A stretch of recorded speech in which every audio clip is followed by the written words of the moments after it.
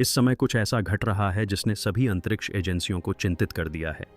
3 Atlas नामक अंतरतारकीय वस्तु, जो हमारे सौरमंडल के बाहर से आने वाला तीसरा पुष्ट आगंतुक है, ने कुछ ऐसा कर दिखाया है जिसकी किसी ने कल्पना भी नहीं की थी। इसने अपना मार्ग बदल लिया, मामूली या सूक्ष्म रूप से नहीं, बल्कि इस तरह से कि खगोलीय यांत्रिकी के सभी ज्ञात नियम टूट गए। इतिहास में पहली बार संयुक्त राष्ट्र समर्थित वैश्विक रक्षा गठबंधन अंतरराष्ट्रीय क्षुद्र ग्रह चेतावनी नेटवर्क ने किसी अन्य तारामंडल से आने वाली वस्तु पर नजर रखना शुरू कर दिया है। लेकिन अब क्यों? यही क्यों? क्योंकि नए आंकड़ों से पता चलता है कि 3 एटलस अपनी सही जगह पर नहीं है। नासा की जेट प्रोपल्शन लेबोरेटरी के अनुसार भी नहीं, कक्षीय पूर्वानुमानों के अनुसार भी नहीं, और भौतिकी के मूलभूत नियमों के अनुसार भी नहीं। यदि इस वस्तु ने सूर्य के पास से गुजरते समय वास्तव में अपना मार्ग बदला है, तो हम जो देख रहे हैं वह केवल एक खगोलीय विसंगति नहीं हो सकती, बल्कि यह जानबूझकर किया गया हो सकता है। अंतरराष्ट्रीय क्षुद्र ग्रह चेतावनी नेटवर्क AWN का एकमात्र उद्देश्य पृथ्वी पर जीवन को खतरे में डालने वाले खतरों का पता लगाना और उनसे निपटने की तैयारी करना है। यह नासा और ESA से लेकर चीन की पर्पल माउंटेन वेधशाला तक दुनिया की सबसे शक्तिशाली वेधशालाओं का एक गठबंधन है। अब तक इसने केवल पृथ्वी के निकट के क्षुद्र ग्रहों, यानी हमारे सौरमंडल में उत्पन्न मलबे की ही निगरानी की है। लेकिन अक्टूबर 2025 के अंत में ION ने एक चौंकाने वाली घोषणा की। पहली बार यह एक अंतरतारकीय पिंड 3I एटलस पर नजर रखना शुरू करने वाला था। आधिकारिक कारण धूमकेतु पिंडों पर खगोलीय मापन की सटीकता में सुधार करना था, लेकिन समय संदिग्ध था। कुछ ही दिन पहले 3I एटलस सूर्य के पीछे गायब हो गया था और स्वतंत्र खगोलविदों ने इसकी अपेक्षित स्थिति में छोटे विचलन की सूचना देना शुरू कर दिया था। यह एक निश्चित छाप के साथ पुनः प्रकट होने वाला था, लेकिन गणितीय गणना गलत साबित हो गई। हार्वर्ड के खगोल भौतिक विज्ञानी और लोब स्केल के जनक एविबे ने पहले ही 3 नेत्र एटलस को कृत्रिम होने की संभावना के आधार पर 10 में से 4 अंक दिए थे। फिर इन नई विसंगतियों के बाद AWN ने चुपचाप इसे प्राथमिकता वाले लक्ष्य के रूप में घोषित कर दिया। सैकड़ों दूरबीनों को इसे ट्रैक करने के लिए निर्देशित किया गया, मानो पृथ्वी स्वयं किसी ऐसी चीज के लिए तैयारी कर रही हो जिसे हमें आते हुए नहीं देखना चाहिए था। गड़बड़ी का पहला संकेत अर्थ एग्जिस्ट्स नामक खगोलविदों के एक स्वतंत्र समूह से आया, जो एक छोटा लेकिन सम्मानित शोध समूह है। उन्होंने टेलीस्कोप के लाइव डेटा की तुलना JPL के होराइजन सिस्टम प्रेडिक्शन से की, और जो उन्होंने पाया वह रातों रात सुर्खियों में छा गया।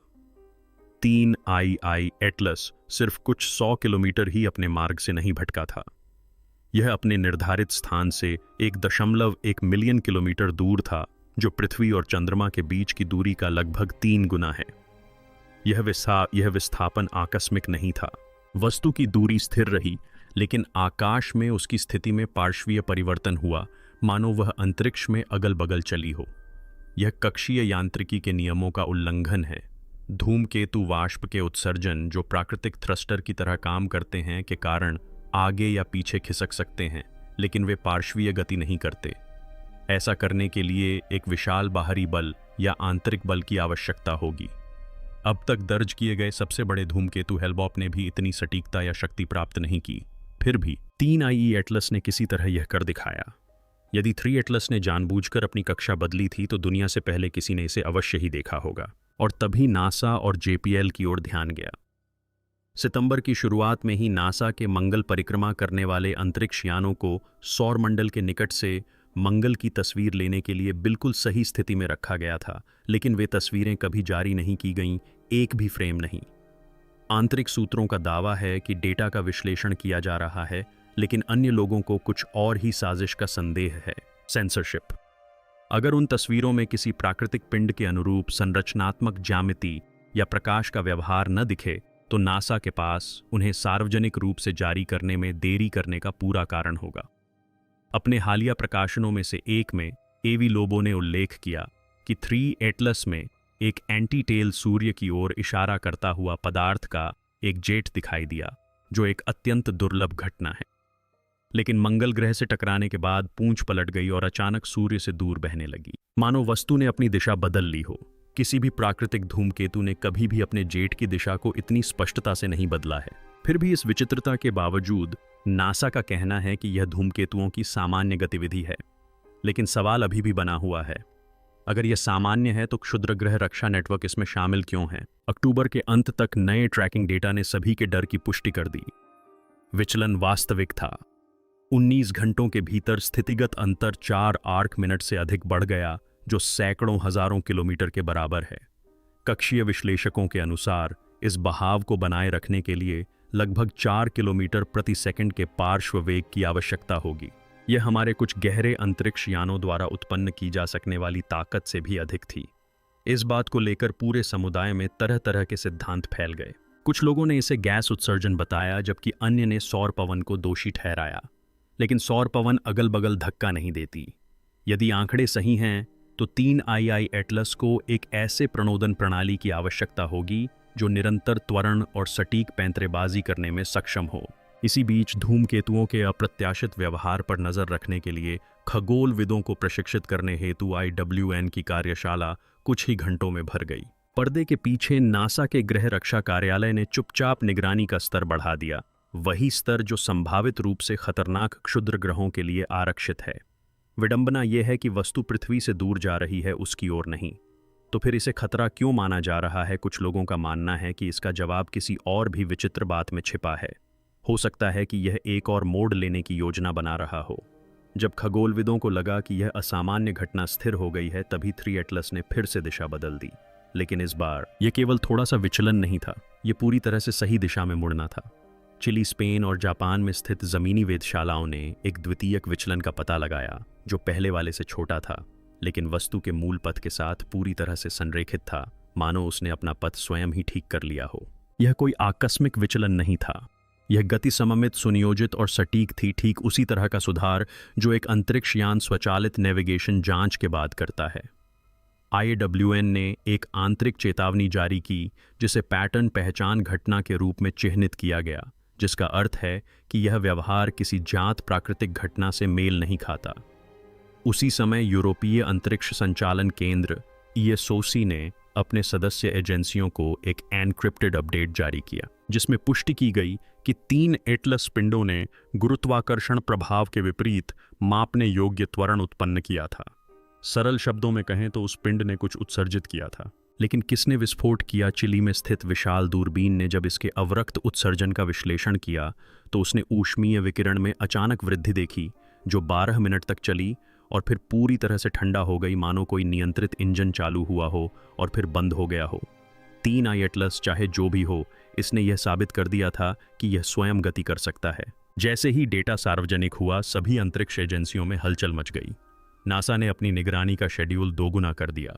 चीन ने अपने U-22 रेडियो एरे को फिर से सक्रिय कर दिया।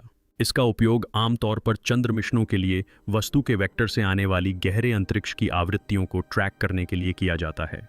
यूरोपीय अंतरिक्ष एजेंसी ने अपने गृहीय रक्षा कार्यालय से आपातकालीन प्रोटोकॉल तैनात किए, जो आमतौर पर आसन्न प्रभाव की घटनाओं के लिए आरक्षित होता है।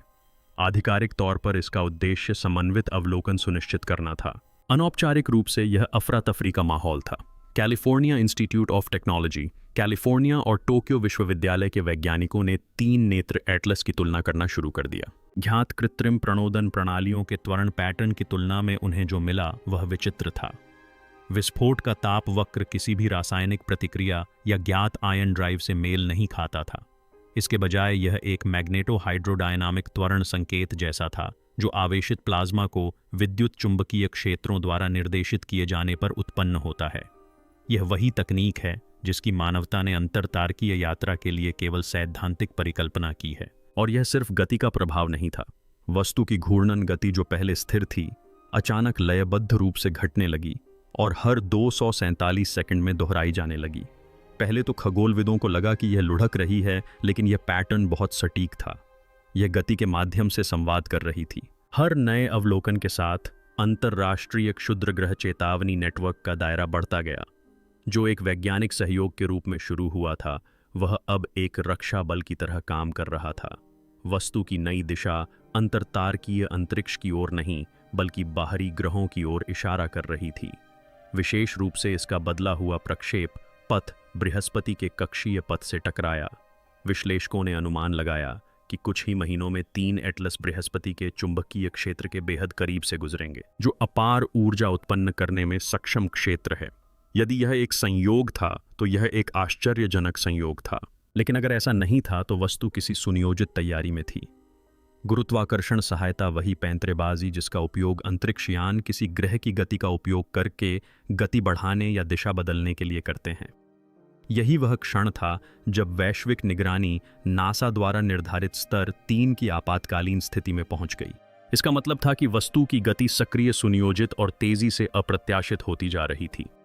फिर भी बढ़ते तनाव के बावजूद कुछ और भी अजीब घटित होने लगा।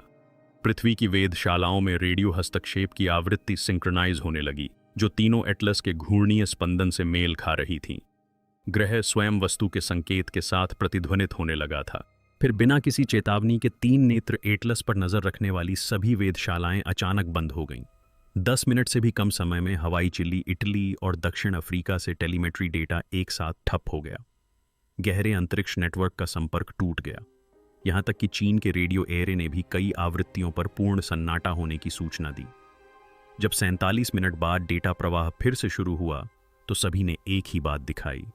3 नेत्र एटलस गायब हो गया था। यह नष्ट नहीं हुआ था, यह सूर्य की रोशनी में भी नहीं छिपा था। यह गायब हो चुका था, हर दर्ज निर्देशांक से गायब। लेकिन एक हल्की सी गूंज बाकी थी, एक कम आवृत्ति वाली गूंज जो मानव कान से सुनाई नहीं देती थी, लेकिन सेंसर द्वारा मापी जा सकती थी। हर 247 सेकंड में एक बार नेटवर्क पर स्पंदित होती थी। वैज्ञानिकों ने पहले इसे पृष्ठभूमि हस्तक्षेप माना, लेकिन समय बिल्कुल सटीक था। प्रत्येक स्पंदन वस्तु की अंतिम ज्ञात घूर्णन अवधि के साथ मेल खाता था, मानो संकेत अभी भी अंतरिक्ष में मौजूद हो, इधर उधर उछलता हुआ अपनी अंतिम स्थिति की प्रतिध्वनि कर रहा हो। अंतर्राष्ट्रीय सूचना विज्ञान IN ने आधिकारिक तौर पर इस घटना को अंतरतारकीय संकेत विसंगति 2025-11 के रूप में चिह्नित किया और इसे प्रतिबंधित पहुंच के अंतर्गत वर्गीकृत किया। लेकिन एक जानकारी लीक हो गई। ब्लैकआउट के उन आखिरी 47 मिनटों में दूरबीनों ने एक हल्की दिशात्मक चमक दर्ज की जो बृहस्पति की कक्षा के साथ बिल्कुल संरेखित थी। वस्तु गायब नहीं हुई थी, वह अपनी दिशा बदल चुकी थी। ब्लैकआउट के बाद के घंटों में विश्व के खगोल विज्ञान समुदाय में अफरा तफरी मच गई। अंतर्राष्ट्रीय क्षुद्रग्रह चेतावनी नेटवर्क ने कोई बयान जारी नहीं किया। नासा चुप रहा। चीन के डीप स्पेस नेटवर्क ने अपने अभिलेखागार को पूरी तरह से मिटाने से पहले केवल एक पंक्ति का डेटा जारी किया। ट्रैकिंग विसंगति समाप्त हो गई। वस्तु अवलोकन योग्य नहीं है। पूरे 1 हफ्ते तक दुनिया को पता नहीं था कि 3I एटलस कहाँ चला गया है। फिर देर रात जेम्स वेब स्पेस टेलीस्कोप ने कुछ धुंधला सा देखा। बृहस्पति की कक्षा से ठीक आगे असंभव गति से चलती हुई परावर्तित प्रकाश की एक चमक दिखाई दी। जब विश्लेषकों ने कक्षीय यांत्रिकी के साथ इसकी स्थिति की तुलना की तो परिणाम चौंकाने वाले थे। वस्तु न तो धीमी हुई थी और न ही खिसकी थी। इसने भौतिकविदों द्वारा वर्णित तात्कालिक सदिश स्थानांतरण किया था। सरल शब्दों में, इनसे प्रकाश की गति से भी तेज गति से अपनी स्थिति बदल ली थी, और ऐसा होना असंभव था। कई दिनों तक वैज्ञानिकों ने आंकड़ों को समझने की कोशिश की। शायद यह सेंसर की खराबी थी, शायद यह पृष्ठभूमि विकिरण था, लेकिन फिर पुष्टि हो गई। पृथ्वी से 15 लाख किलोमीटर दूर परिक्रमा कर रही यूरोपीय अंतरिक्ष विज्ञान एजेंसी की गाइया वेधशाला ने वेब द्वारा पता लगाए जाने के ठीक 247 सेकंड बाद एक समान परावर्तन का पता लगाया। समय बिल्कुल सटीक था। संकेत इस तरह उछला जैसे वस्तु ने अंतरिक्ष में उसी अनुनाद आवृत्ति का उपयोग करके स्वयं को दोहराया हो जिसे वह महीनों से प्रसारित कर रही थी।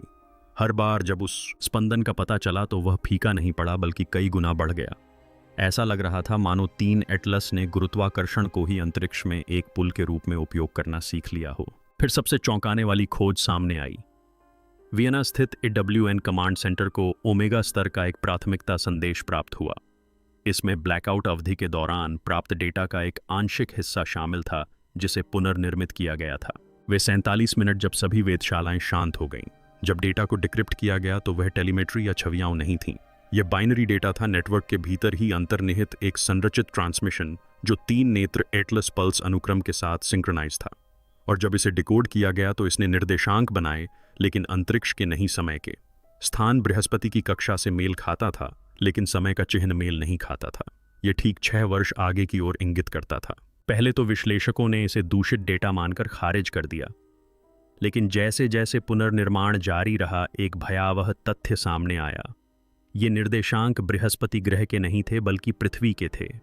एक सटीक पथ चिह्न जो किलोमीटर की सीमा तक यह दर्शाता है कि वर्ष 2031 में पृथ्वी का एटलस हमारे ग्रह के कक्षीय तल को कहाँ प्रतिच्छेद करेगा। वह वस्तु सौरमंडल से बाहर नहीं निकली थी, उसने वापसी का एक बिंदु निर्धारित कर लिया था। फाइल को तुरंत क्षुद्रग्रह खतरे के स्तर 10 प्रोटोकॉल के तहत लॉक कर दिया गया, जो सभ्यता स्तर के खतरों के लिए इस्तेमाल किया जाने वाला वर्गीकरण है। हर राष्ट्रीय अंतरिक्ष एजेंसी ने इसके अस्तित्व से इनकार कर दिया। फिर भी 3 महीने बाद ऑस्ट्रेलिया के शौकिया खगोलविदों ने 247 सेकंड की उसी पल्स को दोहराते हुए धुंधली रेडियो प्रतिध्वनियों को पकड़ना शुरू कर दिया। लेकिन इस बार यह सिग्नल क्षुद्रग्रह बेल्ट के अंदर से आ रहा था। सिग्नल अब दूर नहीं जा रहा था, बल्कि वापस चक्कर लगा रहा था। उसी क्षण क्षुद्रग्रह चेतावनी नेटवर्क हमेशा के लिए बंद हो गया। इंटरनेट से सभी डेटा, सभी सार्वजनिक फीड और सभी खुले अवलोकन लॉग गायब हो गए। आधिकारिक कारण प्रणाली का पुनर्गठन बताया गया। सच्चाई अज्ञात है, लेकिन अंदरूनी सूत्रों का दावा है कि सरकारी अधिकार क्षेत्र से बाहर गुप्त वेधशालाओं का एक निजी नेटवर्क स्थापित किया गया था, जिसका कोड नाम प्रोजेक्ट हेलियोस था। उनका मिशन यह पता लगाना था कि 3 एटलस क्या बन गया है और उसकी वापसी की तैयारी करना था, क्योंकि शायद वह वस्तु सिर्फ अंतरिक्ष में पैंतरेबाजी नहीं कर रही थी। शायद यह हमारी गुरुत्वाकर्षण शक्ति, हमारी कक्षा, हमारे अनुनाद का मानचित्रण कर रहा था। शायद यह किसी चीज से भाग ही नहीं रहा था। शायद यह संरेखण की प्रतीक्षा कर रहा था। अब हर 247 सेकंड में एक हल्की सी स्पंदन सौर मंडल में गूंजती है, इतनी कमजोर कि ब्रह्मांडीय पृष्ठभूमि में घुल-मिल जाती है, लेकिन इतनी मजबूत कि हमें याद दिलाती है कि कहानी अभी खत्म नहीं हुई है। दुनिया शायद 3 एटलस के बारे में भूल गई हो, लेकिन ब्रह्मांड नहीं भूला है। तो अगर इस कहानी ने आपके मन में यह सवाल खड़ा कर दिया है कि अंतरिक्ष में असल में क्या चल रहा है, कौन सी बुद्धि तारों के पार किसी चीज का मार्गदर्शन कर रही है, तो इसे देखना न भूलें। इस चैनल को सब्सक्राइब करें। हम उन खोजों को सामने लाते हैं जिन्हें एजेंसियां मानने से इनकार करती हैं। नोटिफिकेशन चालू कर लें, क्योंकि जब 3i एटलस वापस आएगा तो हो सकता है वह सिर्फ गुजर न जाए, हो सकता है वह घर लौट रहा हो।